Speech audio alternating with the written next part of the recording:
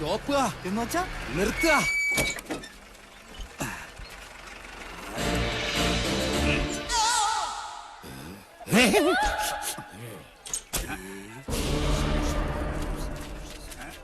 ആരാ?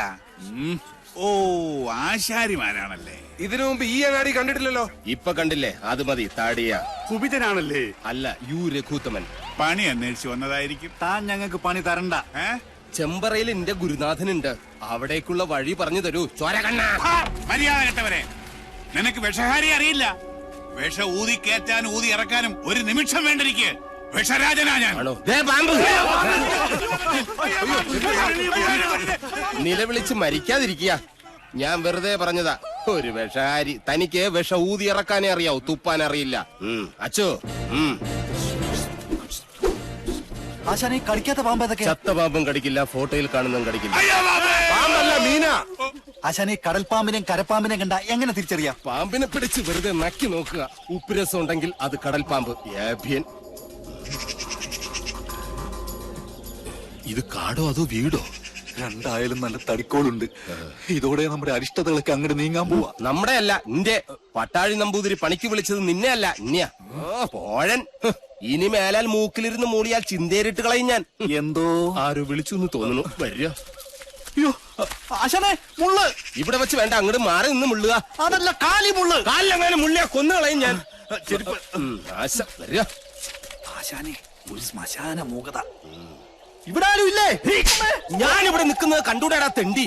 അതിപ്പോ ഞാൻ അവിടെ ആരും ഇല്ല. എന്നാ അവിടെ ആരും ഇല്ലെന്ന് ചോദിക്കാം. അവിടെ ആരും ഇല്ലേ? നോക്ക നക്കാനോ? എന്തോ തിന്നാൻ കൊണ്ടുവരുവാ. ഉണ്ണിയപ്പോണെങ്കിൽ ഞാൻ എടുക്കും. മനസ്സിലായില്ല. അന്തപുരത്തിലെ അമ്മച്ചിയുടെ പേരെന്താ? ഞാൻ അനന്തൻ. ഞാൻ അനന്തനോ? അനന്ത പത്മനാഭൻ. അമ്മച്ചയല്ല.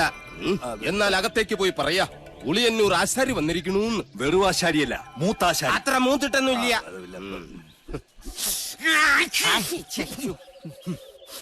നല്ല അരളി പൂത്ത മണം. അരളിപൂത്ത മണമല്ല, പിന്നെ അവിടെ ആണലി പെറ്റെടുത്ത മണോ. എന്താ കാണുന്നു? അയ്യോ പാമ്പ്, നീ അങ്ങോട്ടോട്, ഞാൻ എങ്ങോട്ടെങ്കിലും ഓടാം.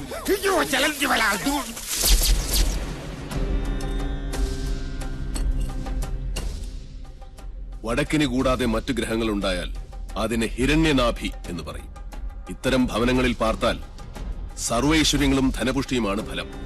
പക്ഷേ നമുക്ക് അധ്വാനിക്കേണ്ടി വരും. പാമ്പ് വേലാതിന്റെ വീട്ടിലേക്കാണ് പണിക്ക് വിളിച്ചതെന്ന് അറിയില്ലായിരുന്നു. അമ്മായി അമ്മ പെറ്റ് കിടക്കുന്ന പോലെയല്ല ആണലി പെറ്റ് കിടക്കുന്ന കാര്യം പറയുന്നേ. സ്വാമി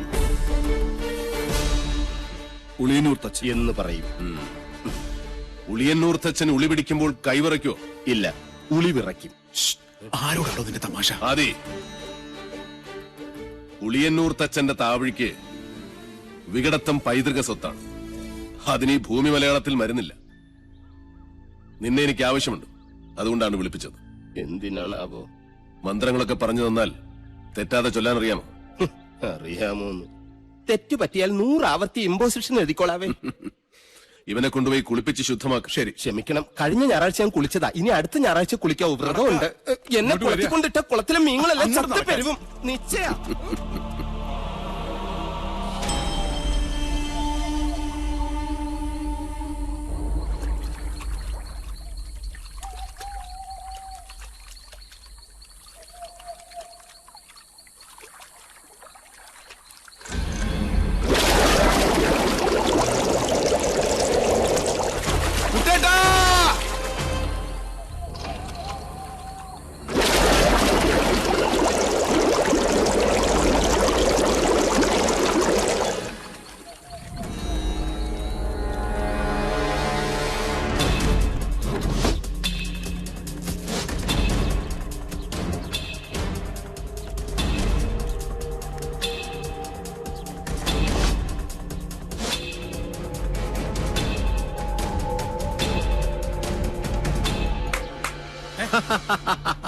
അറിയോ ദ്രോണരുടെ കയ്യിൽ ഇതിലും വലിയ ദിവ്യായുധങ്ങളുള്ള കാര്യം? മുമ്പ് ചതിച്ചപ്പോൾ ഇതെന്നെ ചതിക്കില്ലടാ. ഏട്ടാ, ജ്ഞാനികളെ ഉണ്ട കൊണ്ടല്ല, ബുദ്ധി കൊണ്ട് വേണം കൊല്ലാൻ. ഏട്ടനിപ്പോ തൊഴുത്തിലേക്കില്ലേ? ഏട്ടനെ കാണാൻ വല്ലപ്പുഴയിലെ പോത്തോട്ടക്കാരനില്ലേ, കെല്ലാ മുഹമ്മദ്, പുള്ളി വന്നിരിക്കുന്നു. ചെല്ല്. ദ്രോണരുടെ നേർക്ക് ജയേട്ടൻ ഉന്നം പിടിച്ചു നിന്നാലും ഈ തോക്ക് പൊട്ടില്ല. അല്ലേ ഗിരിശേട്ടാ? അതെന്താ? നെല്ലൂർ മന ഭദ്രമായിരിക്കേണ്ടത് സാവിത്രിയുടെ ആവശ്യമല്ലേ? സാവിത്രിയുടെ മാത്രം. സാവിത്രി.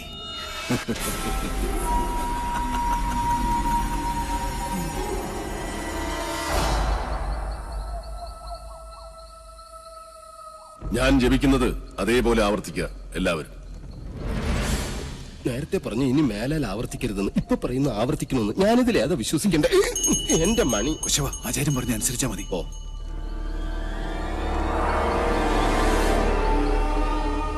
പൂർവാഗ്നേയീ ദക്ഷിണാച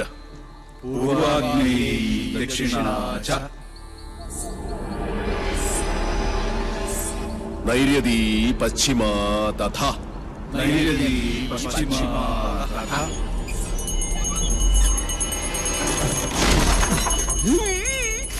വായവീ ചോത്തരൈ ശാനി വായവീ ചോദരീ ശനി ദിശാ അഷ്ടവിമാ സ്മൃത ദിശാഷ്ടവിമാ സ്മൃത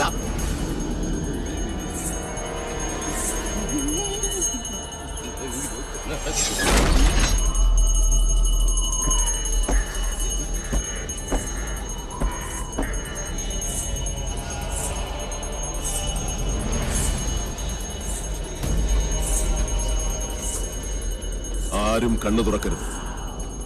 എന്ത് ശബ്ദം കേട്ടാലും ജപം നിർത്തരുത്. ചോര കണ്ടാൽ ഞെട്ടരുത്. ധീരരായ എന്റെ ശിഷ്യന്മാർ പോലും ഭയന്നിരിക്കുന്നു. ഇനി മതിയാക്ക നിന്റെ വായ്പാട്ട്. ആയുധപ്രയോഗം ബ്രാഹ്മണനെ വിധിച്ചിട്ടുള്ളതല്ല. എങ്കിലും ഞാനത് ചെയ്യും. അറുത്തെടുക്കും നിന്റെ നാവ് ഞാൻ. നീ മുടിയഴിച്ചിട്ട് കൂളിയെപ്പോലെ കൂവി ആരെയും നീ പരിഹസിക്കില്ല.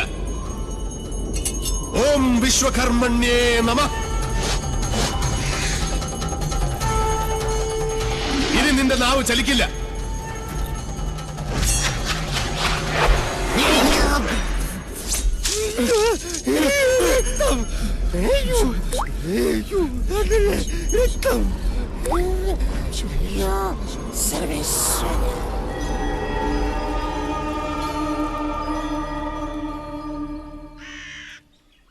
ഇനി ഇവിടെ നിൽക്കാൻ പറ്റില്ല.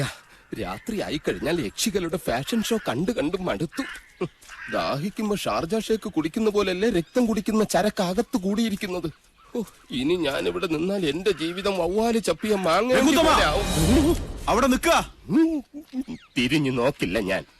ഇതുവരെ ചെയ്ത പണിയുടെ കൂലി ഈ ഓട്ട് കിണ്ടി കൊണ്ട് അഡ്ജസ്റ്റ് ചെയ്യാന്ന് വിചാരിച്ചു. മുതലായിട്ടല്ല. കൂലി തന്നില്ലെങ്കിൽ തച്ചന്റെ ശാപം നിങ്ങളുടെ തലയിരിക്കും. എന്നാൽ വരട്ടെ. നീ പോവില്ല രൗത്തമ. ഗുരുവിന്റെ സമ്മതമില്ലാതെ നീ മനയുടെ അതിർത്തി കടക്കില്ല. കടന്നാൽ നിന്റെ രണ്ടു കാലും തളർവാദം വന്ന് ശോഷിച്ച് ഈർക്കിൽ പോലാകും. ശിഷ്ടകാലം ഭൂമിയിൽ പാമ്പിനെ പോലെ ഇഴഞ്ഞു നടക്കുന്നീ. ഓർത്തു നിൽക്കുക. അതിനോട് ആരാ പോന്നെ? അളയാ നിൽക്ക. ഞാൻ എന്നെ കൊന്നിട്ട് പോരെ. നോക്കുക, നിനക്ക് ഗുരു കൊണ്ട് പോകൂടാ. എന്റെ മുത്തച്ഛൻ കോപ്പൻ. അയാള് പണിത വീടാത്രേ. അന്നേ രണ്ട് ഉത്തരവും ഇതിന്ന് ഒരു തൂണും അടിച്ചു മാറ്റിയിരുന്നെങ്കിൽ ഞാൻ ഇങ്ങനെ കിടന്ന് ഈ യക്ഷിപ്പറമ്പ് തൂക്കേണ്ട വല്ല കാര്യം ഉണ്ടായിരുന്നു.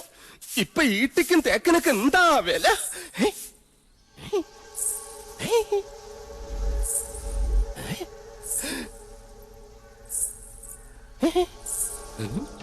എന്തോ കിലുങ്ങുന്നുണ്ട്. ഇങ്ങനെ നിൽക്കുന്നോണ്ടായിരിക്കും. ഇരിക്ക. യമനെ കൊന്നിയാമ്പ കൊമ്മിട്ടിരിക്കുന്ന പാർട്ടിയായ യക്ഷിപ്പറമ്പെന്ന് പറഞ്ഞത് പിടിച്ചില്ലായിരിക്കും.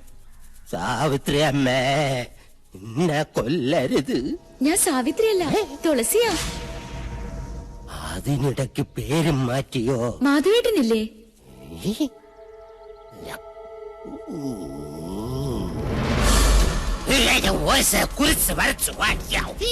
അടുത്തു വരരുത്. അടുത്തു വന്നാൽ പേടിച്ച് മൂത്രമൊഴിച്ചു കളയും ഞാൻ. മാധവേട്ടൻ എവിടെ? മാധവേട്ടൻ എവിടെ? മാധവേട്ടനോ? എന്നെ കൊണ്ടൊന്നും പറയിപ്പിക്കരുത്. തലയ്ക്ക് വെളിവില്ലാത്ത 3-4 നമ്പൂരി ചെക്കന്മാരെ പിടിച്ച് അടുപ്പിന് ചുറ്റും ഇരുത്തിയിട്ട് സ്വാഹ സ്വാഹ എന്ന് പറഞ്ഞു കുറച്ച് എണ്ണയും കോരി ഒഴിച്ചാൽ ഒരു യക്ഷിയും തളയ്ക്കാൻ പറ്റില്ല. യക്ഷിയെ തളയ്ക്കണമെങ്കിൽ ഏഷ്യാനെറ്റിലെ കടമറ്റത്ത് കത്തനാർ തന്നെ വരണം. അത് നിനക്ക് എങ്ങനെ അറിയാം? ഞാൻ കത്തനാര് സീരിയലിൽ കണ്ടിട്ടുണ്ട്. അതിലാണെങ്കിൽ ഒരു കൊച്ചു കിണറ്റിൽ വീണ് ചത്തപ്പോ കത്തനാർ ഇങ്ങനെ വടിയെടുത്ത് ഇങ്ങനെ കാണിച്ചേ ഉള്ളൂ. ആ കൊച്ചു ജീവനോടെ കയറി വന്നു, അത് ഏഴില്ലാതെ. നിർത്ത. തുളസിയെ കൊണ്ടാക്കാൻ ആരും വന്നില്ല. വരിക.